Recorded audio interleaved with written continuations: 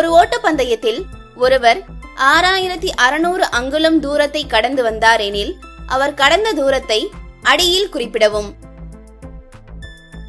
ஓட்ட பந்தயத்துல அவர் கடந்த தூரம் 6600 அங்குலம்.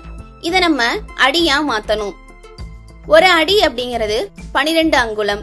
அப்ப 6600 நம்ம 12ஆல வகுத்துட்டா போதும்.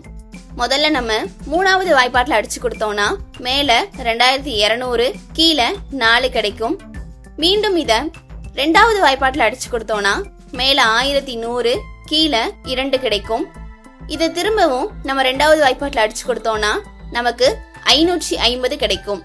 அப்போ 6600 அங்குலம் அப்படிங்கிறது 550 அடிக்கு சமம். இது ஆப்ஷன் ஏல இருக்கு. டிக் பண்ணிக்கோங்க.